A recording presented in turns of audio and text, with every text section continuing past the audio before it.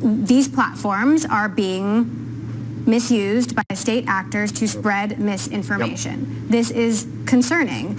You know, are you concerned about this? I know in the past you said that the United States does the same thing in other countries, and yet we've got an election, a midterm election, that is now weeks away.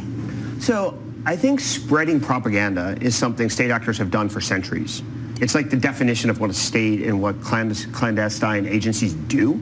Social platform is like, in my view, it's like publishing a book. So once the printing press was unlocked in the world, people could publish pamphlets. The United States Revolution was driven by pamphlets, mostly anonymous pamphlets, actually, and then the Federalist Papers, you know, in terms of changing the constitutional structure. So this has all been a historical, you know, common thing, and actually quite important. The United States used to drop leaflets in World War II into occupied Nazi territory.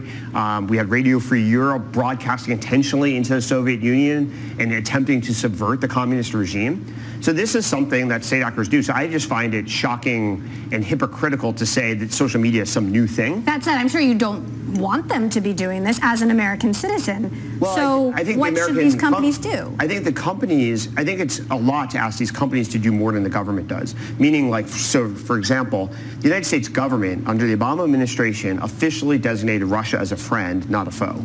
So asking Google or Facebook or Twitter to conclude that Putin and Russia were a foe when the president of the United States is calling him his friend makes no sense whatsoever to hold Google, Facebook, and Twitter to a higher standard than the U.S. government.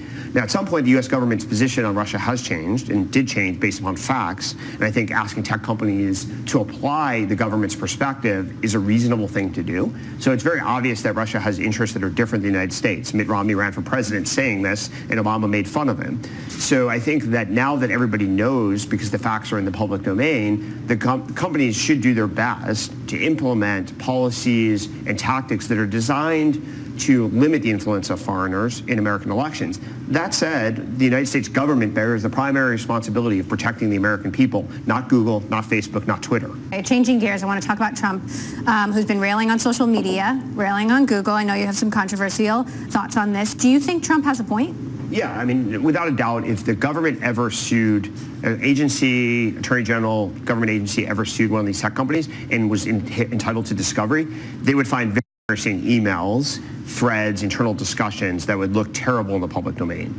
There are monocultures in these companies. The New York Times did write an expose about Facebook and how, you know, some of the best engineers at Facebook are revolting. So you read that one? I read the headline. So they showed some diversity in their publication of it. But fundamentally, these companies have very strong ideological views about the world. And they are enforcing those views on their employees, as is played out in some public domain, but a lot of it's in the private. That has clearly had some consequences. Would you go so far as to say Google search results, their news search results, are biased? I don't know. I'd like to see the evidence. I think there may be. Well, there is none. I know their search. Well, I definitely know for a fact that their search results against Yelp are biased. Fair point. Fair point. The EU has concluded that.